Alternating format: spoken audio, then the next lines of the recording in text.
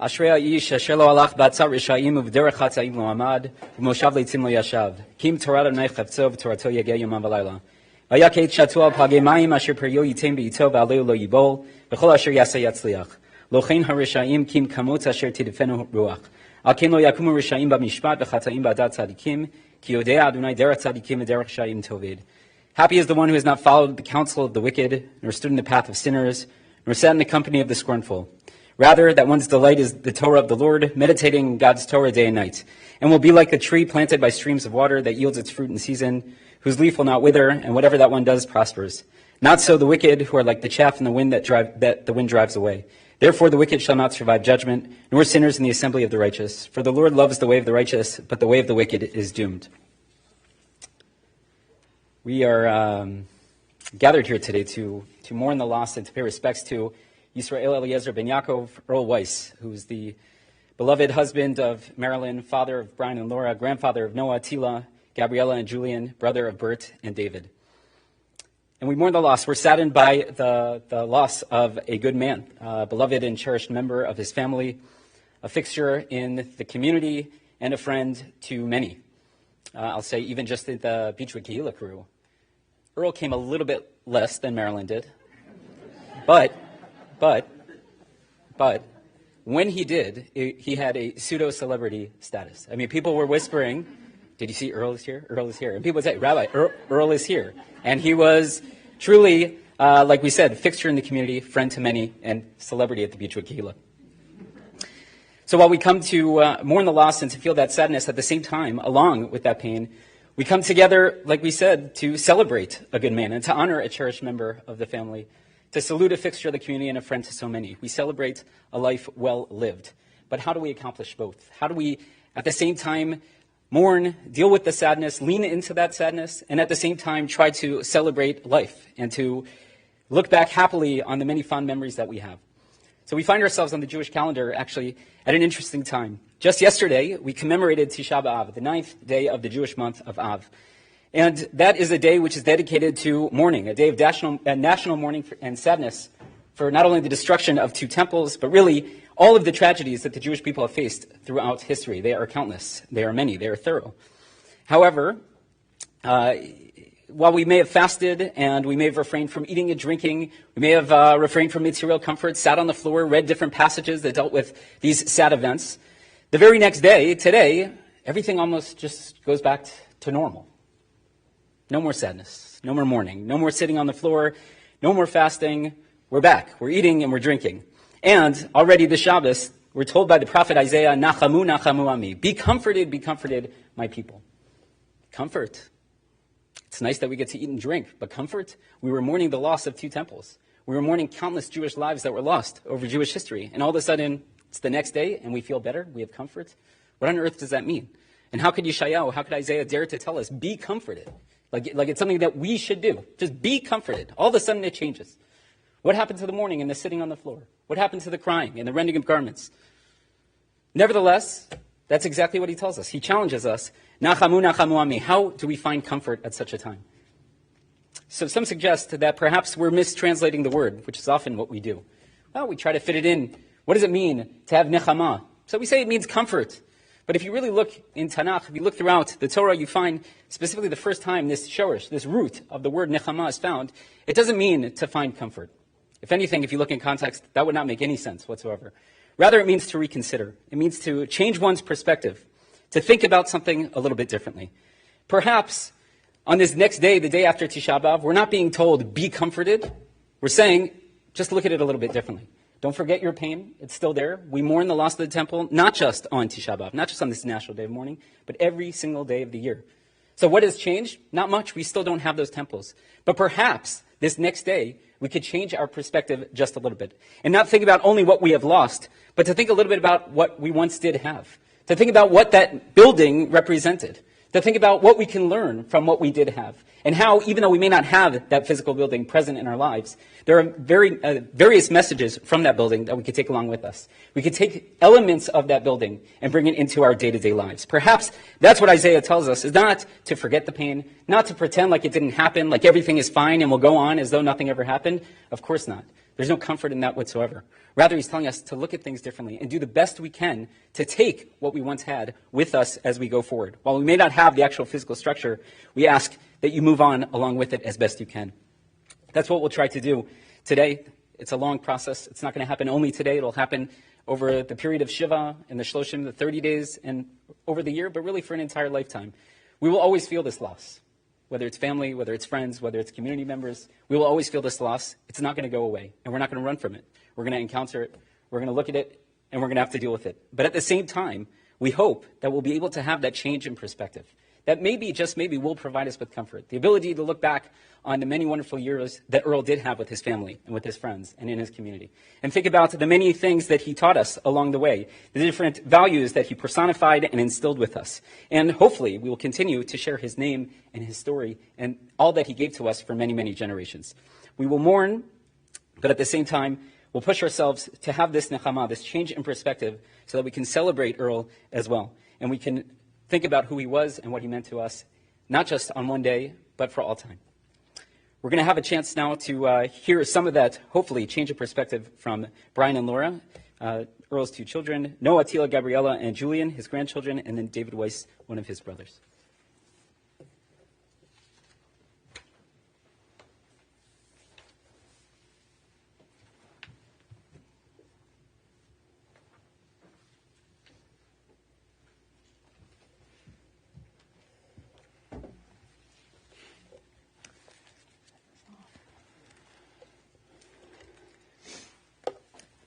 There were many sides to our dad. What I admired most was his quiet modesty. He was unusually clever, capable, and accomplished, yet this was the kind of thing that you needed to find out on your own about Earl. He would never mention his successes and hated it if anyone else did. Among both family and friends, our dad would quietly observe the goings-on. Although one of the greatest storytellers, he was simultaneously reserved and shy. If you were lucky enough to catch him in a storytelling mood, you'd find that you were amongst the best. It was rare, though, to catch Dad being talkative. Mostly, he masterfully expressed himself with a knowing look and a pleasant smile, or a winningly appropriate Earl Weiss facial expression. He was the easiest and most pleasant person to be with. His presence was like a warm hug. Our dad also had a risky, adventurous side, and frankly, was quite accident-prone.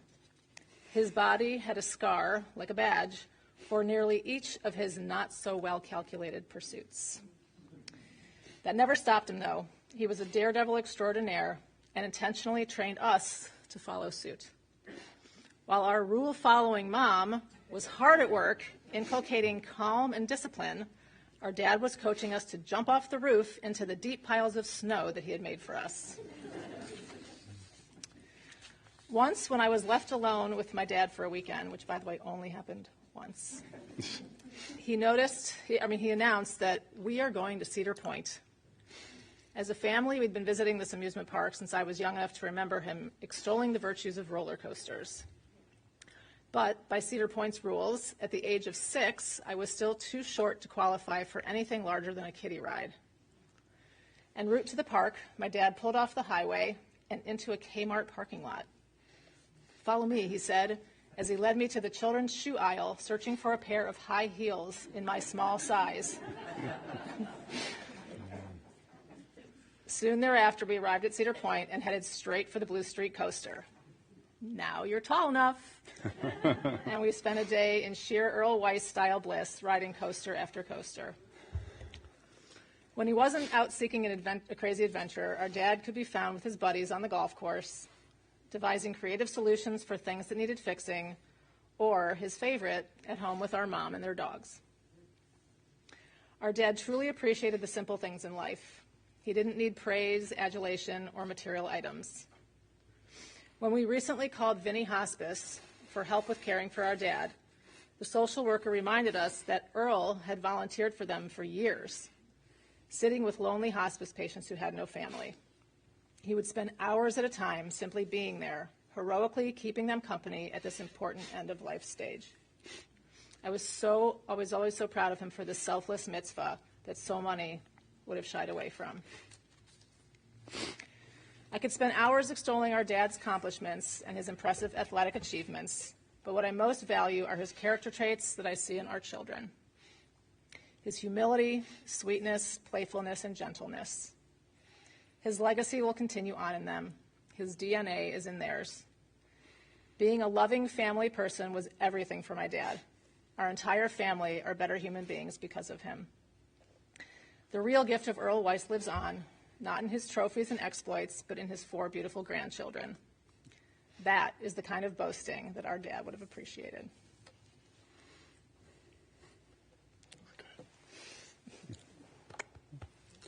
Well, I didn't prepare anything quite that nice, but I just have some kind of disjointed topics that I want to remind everybody about regarding my father. And one of the big ones was his absolute love for his wife, Marilyn. They had, seriously, it was like a love affair like no other. They just celebrated their 56th anniversary last week, actually. So we saw them together, and they served as such a great role model for us and for, their grandkids and for everybody, about how a marriage should be. And, they were really, it was really special to live that with them. I have something interesting here that I want to read to you guys, and I know you can't see this, but this is a letter that's post-dated, I can't see with my contacts, it's like December 10th, 1962. And my dad wrote this to a gentleman named Stevie Linker. And Stevie was my mom's best friend in high school, and he set them up on a blind date. And we found this letter that my dad had written to Stevie, and I'm just going to read some of it to you.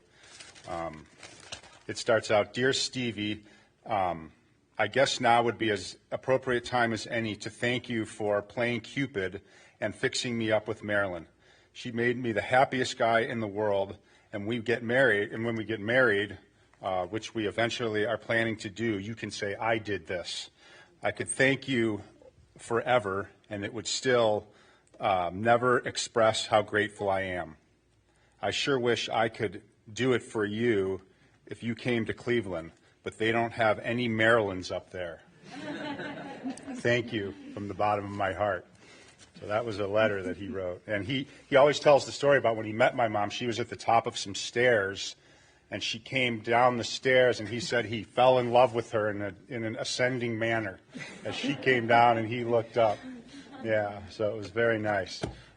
So I want to switch gears a little bit also and just talk about Earl's ingenuity, and he was an interesting guy from a professional perspective. He was an entrepreneur, he was a real estate agent, he was an inventor, and he did some amazing things. The chronology, I don't know it at all exactly, but I remember like going down, I was with him a lot when he worked, and I would go down to he owned this giant apartment building down in Cleveland, and he used to like paint it, do the plumbing, do the electricity, rent it. It was just amazing.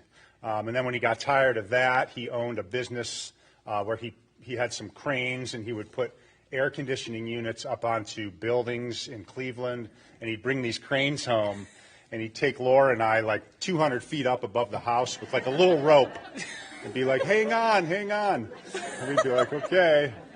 My mom would be screaming and yelling at him. And then again, when he got tired of that, he opened like a restaurant supply store. He'd do these totally different things, and he would succeed every time.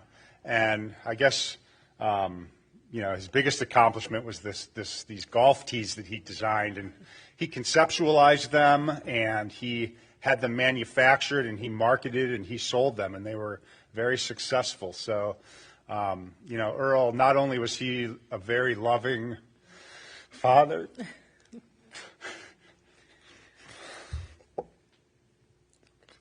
and husband, but he was an inventor and an entrepreneur and just a great guy all around. Yeah. Perfect. Thank you all for being here. Yep.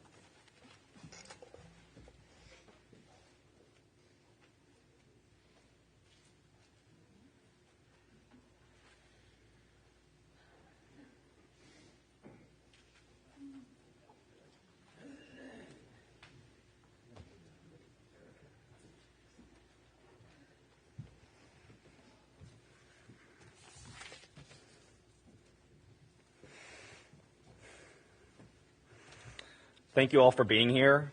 My papa would be extremely happy to see you all here honoring him. As his grandchildren, we know that our papa's passing is not the end of Earl Weiss. We are not going on without him, but rather harnessing and sharing the love he has left behind with us. We will relish these memories we have with him and cherish the part of him that will forever remain in our back pockets. There are countless stories we wish to share with all of you. But frankly, we were crazy about the guy and could go on for hours. Instead, we have each decided to share a trait that Papa left in each one of us that we will live through and be passed on to our own children and grandchildren someday. Our Papa was an incredible role model, guiding us through his actions on how to treat others and to be the best version of yourself. Our Papa showed his affection in beautiful ways. He would say, I love you, and with his own special wink and a smile, which he continued to do even in his last moments. Papa showed us the true meaning of genuine love and how to express it. He was passionate about everything he did, from the golf course to his family, his dogs, and especially the Dracy's pizza that he loved. He was always able to make us smile and laugh, and he could be silly and serious at the same time, which is what made him such a fantastic person to be around. We hope that each and every one of you have a character trait that reminds you of our Papa. And may we all remember him for his love and kindness. And as his grandchildren, we promise to carry and honor this with us forever. Thank you.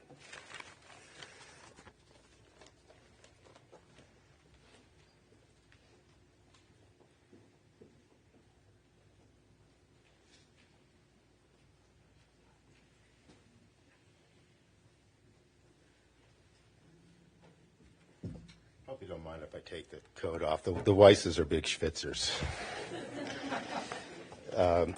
Laura initially said not to go over 3 minutes, and I thought, oh, God, I'm so bummed out. I don't even think I can do 3 minutes. But as you'll soon find out, it's probably going to go a lot longer, I'm afraid, once I got writing. I want you to know that I'm also here representing my dear, beloved brother Bert. He and I spoke quite a bit about Earl in recent days, and both had an enormous admiration and pride for our big brother. As brothers, we didn't exactly always talk each other's ears off. It wasn't one of those on the phone every couple of days, because as you know, Earl wasn't the big talker, but we were always very, very close, and it was always one of the great relationships of our lives. And I see others who may not remain close to their siblings, and I feel bad for them because this was really such a wonderful relationship to have. As others have said, and a couple of these lines have already been stepped on, Earl was a wonderful role model for us, as I'll describe. And again, since he didn't talk much, but still waters ran deep. Thank you, Joy, for that thought. One thing Earl rarely said was no. He was always helpful and supportive. There was never a time you would ask Earl for anything when he wouldn't agree to it. Mind if I live with you during the summers while my parents are in Israel? Sure. You mind if Joy and I get married in your backyard? Sure. And let me just state the obvious here, the clearly obvious. It was never just Earl. It was always Earl and Marilyn. Their graciousness has been boundless. I can't overstate how wonderful they've been to us. They've done so much more for the family than we've ever been able to give them in return. And Marilyn's outsized contribution to the family has always been tremendously appreciated, and I want to thank you, Marilyn. It's easy to imagine Earl at the head of the table for one of the seemingly hundreds of holiday feasts that Earl and Marilyn hosted, self-effacingly reminding us that Marilyn was really the star of the show, as if we didn't know it already. But it was always cute that he always recognized Marilyn as he snuck food to Dusty and Charlie and whatever other dog was there for him to pour his love into. And of course, Earl shared himself not just with us, but with others, and as has Marilyn. And you've heard about his somewhat ironic hospice service, and as many of you know, he delivered food to elderly seniors. He was just such a great guy. And by all measures, Earl was a supermensch. But he was also a man's man in a way that Laura mentioned, but in a completely non-toxic, modest way. Handsome, quietly confident, consummate provider to his family, never afraid to get his hands dirty, almost always had dirty hands, worked like an ox. But when Bert and I talk about Earl, we keep coming back also to his fearlessness, especially as an entrepreneur. And I kind of dissected the various steps, and I tried to take them chronologically. He started off with a place called Wisco Warehouse. Now, he's in his mid to late 20s, and he just bought this massive warehouse. He's going to go into public warehousing. Okay, so he had his business degree from Ohio State. I don't think that really was going to help him too much at that point. College never really does when it comes to reality, but he had incredible savviness. So here's this kid with no experience, walks in, handles the operations, the maintenance, the sales of a public warehousing operation. Really, really pretty astounding. Threw out my father's company to make more room in the warehouse. Actually, my father didn't own it anymore, though. But took over the whole warehouse and made it a real success.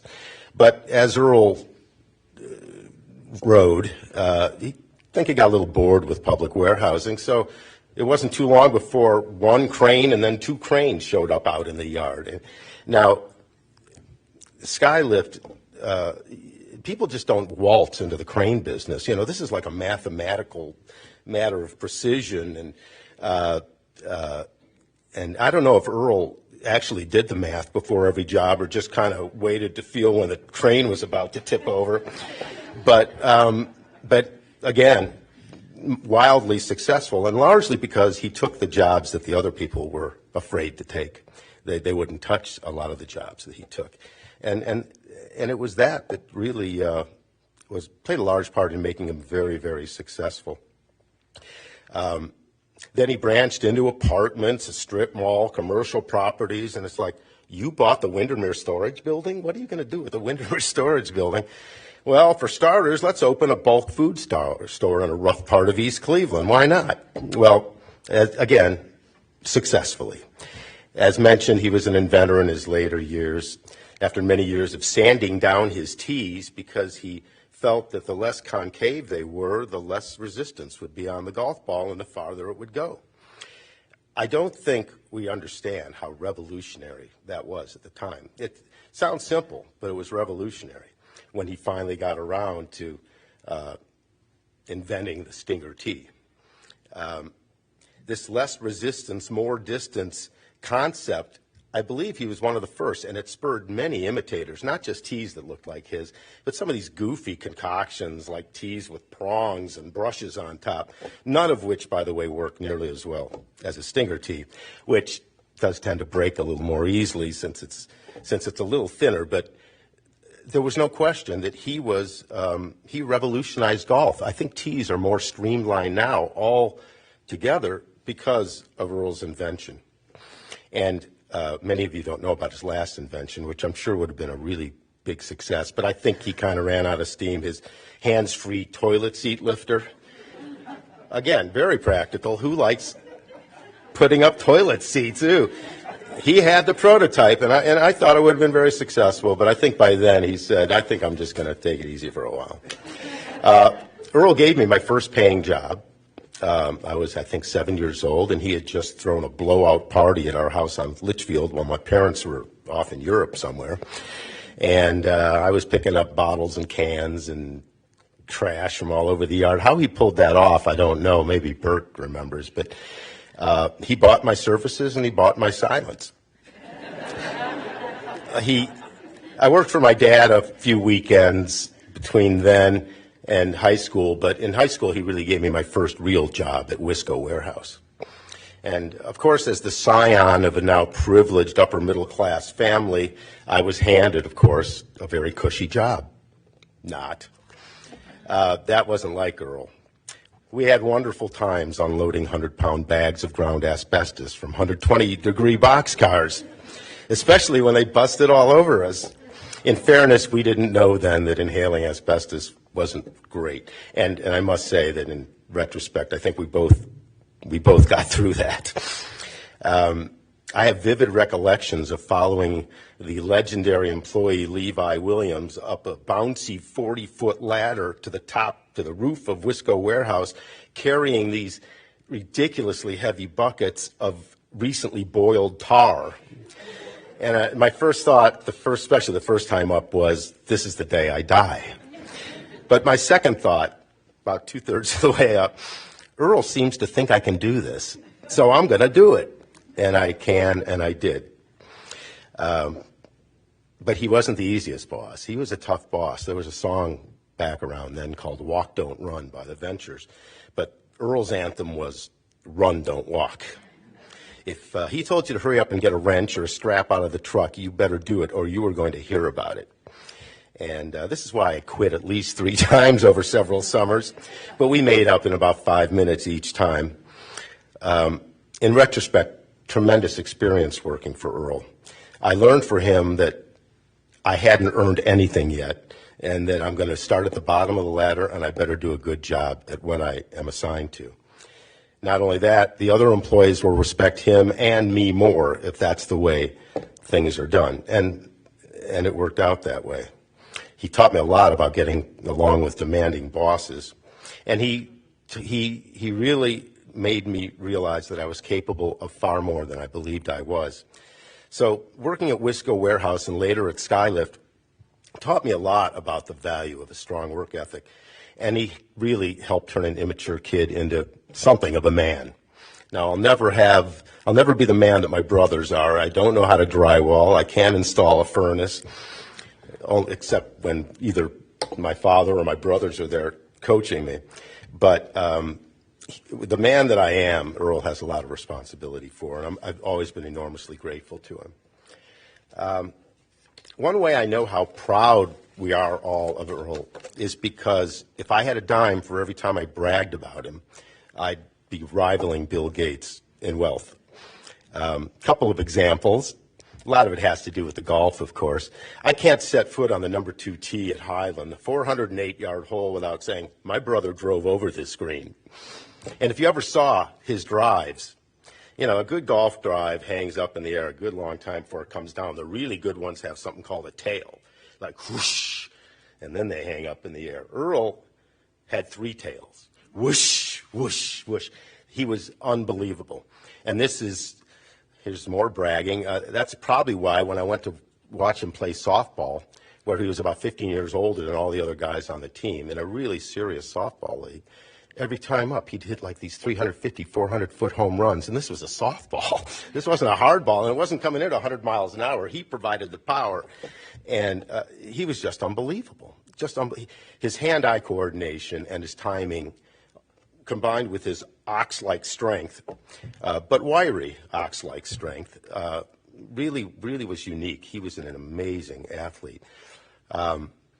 He won the state high school championship in golf, and with a score that was the second best. This is a bragging point. Second best in history, and you know who had the first and third best score? A guy named Jack Nicklaus. Now, I fact-checked that a few years back, and not sure it was entirely accurate, but it was very close. And, of course, he beat Tom Weiskopf every time he played against him in high school. Never once lost to Tom Weiskopf. The rest of the story is that Tom Weiskopf grew 9 inches after that and about $20 million richer. But back then, Earl beat him every time. And then I was reminded of just the other night, speaking with Johanna, our cousin Johanna. Earl threw the ball 260 feet as a 6th grader at Ludlow. He did. As a 6th grader, he threw a ball 260 feet. They still talk about it. Amazing. And then, of course, the bucket is full of money from every time I see a Stinger tee on the ground. Anybody I'm playing golf with has to know, my brother, the whole story behind Stinger tees. Your brother invented Stinger tees? Always get quite a reaction to that. And as you can see, I'm still bragging about him, and I think I always will. My recollection is that I took the call after Earl ran his boom into a power line. As I recall, it was pretty low key. Your brothers met with an accident. And at the time, I wasn't told he had holes in both hands and feet or had hit an 11,000-volt power line. But Earl was so tough. Never, ever heard him complain. Never then, never, ever. Never complained. Bert and I discussed how we could have lost him then, but not Earl. Could have lost him in the terrible car accident he had 10 years earlier, or some other death-defying tales he confided in us that I'm not so sure he told Marilyn about, because I don't think he wanted to worry her any more than she was worried by his natural inclination to be a risk taker. But I really think, though he lived a wonderful life of 80 completely full years, this is why we're all shocked and feel like he left us before his time, because Earl was really indestructible, unbreakable, and invincible. And we still feel he left a little bit before his time. Finally, getting back to my cousin Johanna, I spoke with her a few nights ago. She was the closest thing to an honorary sister that the Weiss boys had. and we were very close to her, and she, of course, was very upset. But she shared a conversation she'd had in recent days with her brother Ed about Earl, who by then was very sick. And something Ed said really struck a chord with me. He said, I didn't know Cousin Earl real well, but he was definitely the coolest cousin. And so I'll finish with this. I'm pretty sure everyone out there who knew Earl can agree that Earl Weiss was really, really cool. Thank you.